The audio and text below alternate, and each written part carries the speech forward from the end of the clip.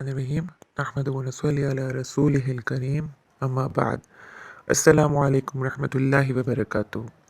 میرے معزز بھائی اور بہنوں، ہم نے ارادہ کیا ہے کہ ہم نبی اکرم صلی اللہ علیہ وسلم کی سیرت مبارکہ پر امام انور العلقی کے بیانات کو اردو میں ترجمہ کر کے ریکارڈ کریں۔ اور ریکارڈنگ کی وجہ یہ ہے کہ بہت سارے لوگوں کو بہت سستی ہوتی ہے کتابیں پڑھنے میں، تو یہ ہے کہ البتہ آڈیو سننے میں ذرا آسانی ہوتی ہے، تو کام کرتے ہوئے اور دیگر مصروفیات کے ہوتے ہوئے بھی بندہ جو ہے کانوں میں اچھی بات پڑھتی رہے اور اس سے سیکھتے رہے، تو آپ کے لیے بھی یہ فائدہ مند ہے اور ہمارے لیے بھی ایک صدقہ جاری ہے۔ ہم نبی اکرم صلی اللہ علیہ وسلم کی سیرت مبارکہ کیوں پڑھتے ہیں، کیا وجہ ہے، اس کی کیا اہمیت ہے؟ تو سب سے پہلے یہ سمجھنے کے لیے ہمیں یہ جاننا بہت ضروری ہے کہ سیرت کی تعریف کیا ہے، سیرت سے مراد کیا ہے۔ لفظ سیرت کے لغوی معنی راستے کے ہوتے ہیں اور اس پر چلنے کو سرات کہتے ہیں۔ جب آپ ایک جگہ سے دوسری جگہ جاتے ہیں تو آپ کہتے ہیں کہ فلاں اور فلاں بندہ چل رہا ہے، تو یہ وہ راستہ ہے جو ایک شخص اپناتا ہے، اسے سیرت کہتے ہیں۔ اور لغت میں اس کی تعریف کچھ یوں بھی کہی جاتی ہے جیسے طرز عمل ہے، برتاؤ ہے، رویہ ہے، طرز زندگی ہے، پوزیشن، رد عمل، کام کرنے کا طریقہ، سوانح حیات، یہ سب سیرت کے مفہوم میں شامل ہے۔ سیرت اصل میں کسی بھی شخص کی سرگزشت ہو سکتی ہے، ضروری نہیں کہ یہ صرف محمد صلی اللہ علیہ وسلم کی ہو۔ تاہم ہم نے اس لفظ کو ہمیشہ آپ صلی اللہ علیہ وسلم کے نام کے ساتھ ہی لکھا یا سنا ہے کہ جب بھی ہم سیرت کا تذکرہ کرتے ہیں، ہم تقریباً تمام وقت اسے آپ صلی اللہ علیہ وسلم کی سیرت طیبہ کے ساتھ ہی منسلک و منسوب کرتے ہیں۔ لیکن اصلاً در حقیقت حضرت ابو بکر صدیق رضی اللہ تعالیٰ عنہ کی سیرت، حضرت عمر رضی اللہ تعالیٰ عنہ کی سیرت بھی کہا جا سکتا ہے، اور یہ ان کے سوانح عمری ہی کہلائی جاتی ہے۔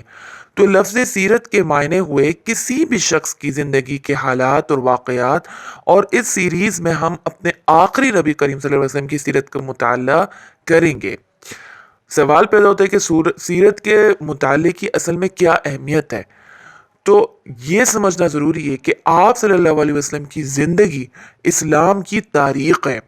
آپ اسلام کی جامع تاریخ کا مطالعہ صرف اس وقت کر سکتے ہیں جب آپ صلی اللہ علیہ وسلم کی حیات طیبہ کا مطالعہ آپ بغور کریں۔ اس سیرت میں ہمیں ایسی صورتحال اور واقعات ملیں گے جو ہماری ہر اس چیز میں مدد کریں گے جو ہمیں دین کی دعوت دینے میں معاون ثابت ہو۔ ہم محض کسی شخص کی سوانح عمری کا مطالعہ نہیں کر رہے، بلکہ ہم اپنے مذہب کی تاریخ کا مطالعہ کر رہے ہیں۔ محمد سعد رضی اللہ تعالیٰ عنہ ان 10 خوش نصیب صحابہ میں سے ہیں کہ جنہیں عشرہ مبشرہ کہا جاتا ہے اور جن کو آپ صلی اللہ علیہ وسلم نے ان کی زندگی میں جنت کی بشارت دی۔ حضرت سعد ابن وقاص رضی اللہ تعالیٰ عنہ ان 10 خوش نصیب صحابہ میں سے تھے جنہیں عشرہ مبشرہ کہا جاتا ہے اور جن کو آپ صلی اللہ علیہ وسلم نے ان کی زندگی میں جنت کی بشارت دی۔ ان کے جو بیٹے ہیں ان کا نام ہے محمد سعد بن ابی وقاص۔ وہ فرماتے ہیں کہ ہمارے والد ہمیں رسول اللہ صلی اللہ علیہ وسلم کی جنگیں سکھایا کرتے، ہمیں آپ صلی اللہ علیہ وسلم کی سیرت تعلیم دیتے اور ہمیں بتاتے تھے کہ یہ تمہارے آباء و اجداد کی روایات ہیں تو ان کا مطالعہ کرو۔ اور یہ جو سیرت سکھایا جاتا ہے اس کو مغازی کے طور پر اپنایا جاتا تھا۔ مغازی کے جو معنی ہیں وہ ہیں جنگیں، کیونکہ آپ صلی اللہ علیہ وسلم کی زندگی کا زیادہ تر حصہ مغازی میں گزرا، تو آپ صلی اللہ علیہ وسلم کی مکمل زندگی کو بیان کرنے کے لیے مغازی کا ہی لفظ استعمال کیا جاتا ہے۔ علی ابن حسین ابن علی ابن ابی طالب رضی اللہ تعالی عنہ، علی ابن ابی طالب کے پوتے کہتے ہیں کہ ہمیں آپ صلی اللہ علیہ وسلم کی سیرت اس طرح سکھائی جاتی جس طرح ہمیں قرآن سکھایا جاتا تھا۔ ان کے لیے سیرت اس قدر اہمیت تھی، ہمارے اسلاف سیرت پر اتنی توجہ دیتے تھے، وہ اس کے سیکھنے کا اہتمام اس طرح سے کرتے تھے جس طرح قرآن کا کرتے تھے۔ اور یہ بات سمجھ میں آتی ہے کیونکہ جب ہمیں موسیٰ علیہ السلام کی زندگی کے بارے میں آگاہی حاصل کرنی ہوتی ہے تو ہم کہاں سے کرتے ہیں؟ ہم اس کا مطالعہ کہاں جا کے کرتے ہیں؟ ظاہر سی بات ہے قرآن کریم سے۔ اگر عیسیٰ علیہ السلام کی زندگی کا مطالعہ کرنا ہو تو وہ بھی ہم قرآن کریم سے مطالعہ کرتے ہیں، لیکن جب ہم محمد صلی اللہ علیہ وسلم کی زندگی کا مطالعہ کرنا چاہیں تو یہاں تک کہ ان کی حیات طیبہ کا کچھ حصہ قرآن مجید میں درج ضرور ہے، لیکن ہمارے پاس ان کے حیات طیبہ کے بارے میں قرآن مجید میں اتنی زیادہ تفصیلات موجود نہیں ہیں جتنی ہمیں موسیٰ علیہ السلام کی زندگی کے متعلق مل جاتی ہیں۔ تو آپ صلی اللہ علیہ وسلم کی زندگی کا مطالعہ کرنے کے لیے ہمارے پاس سیرت کا باب موجود ہے۔ آپ صلی اللہ علیہ وسلم کی حیات طیبہ کے علاوہ قرآن مجید میں تمام انبیاء کی زندگی کے حالات محفوظ شدہ ہیں۔ ہم آپ صلی اللہ علیہ وسلم کی سیرت سے ان کی زندگی کے متعلق سیکھتے ہیں۔ تو جب ہم انبیاء کے بارے میں کچھ سیکھنا چاہتے ہیں ہم قرآن مجید سے سیکھتے ہیں، لیکن جب ہم آپ صلی اللہ علیہ وسلم کی زندگی کے بارے میں معلومات حاصل کرنا چاہتے ہیں تو پھر ہم سیرت کا ہی مطالعہ کریں گے، اگرچہ قرآن مجید میں ان کی زندگی کے واقعات کے کچھ حوالہ جات موجود ہیں۔ سیرت کو پڑھنے کی جو دوسری وجہ ہوتی ہے وہ آپ صلی اللہ علیہ وسلم کے راستے پر اصلاً عمل کرنا ہے۔ ابن حزم رحمہ اللہ تعالیٰ فرماتے ہیں کہ جو شخص آخرت کی زندگی، فضیلت، اس زندگی کی حکمت اور اخلاقیات اور کردار کے مجسمے کا طلبگار ہو، اسے چاہیے کہ اللہ کے نبی صلی اللہ علیہ وسلم کے راستے پر عمل کرے۔ آپ صلی اللہ علیہ وسلم خلق کا مجسمہ یعنی بہترین کردار کے مالک تھے، اور ان کی سیرت کا مطالعہ کر کے ہم ان کے راستے پر مزید اچھی طرح عمل کرنے کے قابل ہو جائیں گے انشاءاللہ تعالی، آمین۔ قرآن مجید میں کچھ آیات ایسے ہیں جو نزول وحی کے حالات سے بالکل مختار ہے، جیسے مثال کے طور پر الآخرہ اور رقائق کے بارے میں جو آیات ہیں وہ حالات سے بالکل مختلف ہیں، لیکن وہیں کچھ ایسی آیات بھی موجود ہیں جو کہ ان واقعات سے نمٹتی ہیں جو آپ صلی اللہ علیہ وسلم کے دور میں پیش آئے تھے۔ تو ہمارے پاس کچھ ایسی آیات ہوں گی جو واقعے سے پہلے نازل ہوئی ہوں، کچھ آیات واقعے کے ساتھ ساتھ نازل ہوئی ہیں، اور کچھ آیات واقعے کے بعد بھی نازل ہوئی ہیں۔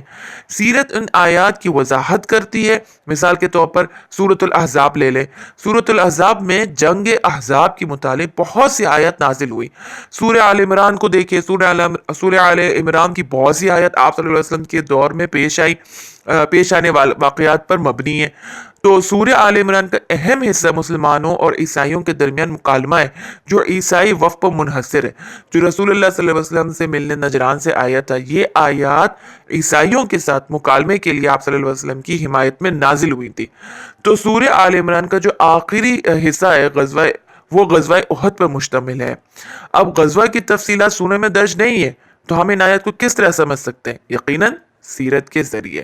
اسی وجہ سے سیرت کا مطالعہ بہت اہمیت کا حامل ہے ایک مسلمان کی زندگی میں، اور سیرت کا مطالعہ صحابہ اکرام رضی اللہ عنہم کے بتائے ہوئے واقعات اور حالات سے ہی پتہ چلتا ہے۔ یہی وجہ ہے کہ اہل سنت والجماعت کا جو طبقہ ہے وہ صحابہ اکرام پر اعتماد کرتا ہے، اور جب کوئی مسلمان صحابہ اکرام سے اعتماد اٹھا لے تو نہ اس کے لیے سیرت معنی رکھے گی اور نہ ہی اس کے لیے تفہیم القرآن معنی رکھے گا۔ قرآن نہ وہ سمجھ سکے گا نہ ہی وہ سیرت سمجھ سکے گا، کیونکہ ہمیں سیرت ملی ہی صحابہ اکرام رضی اللہ عنہم سے۔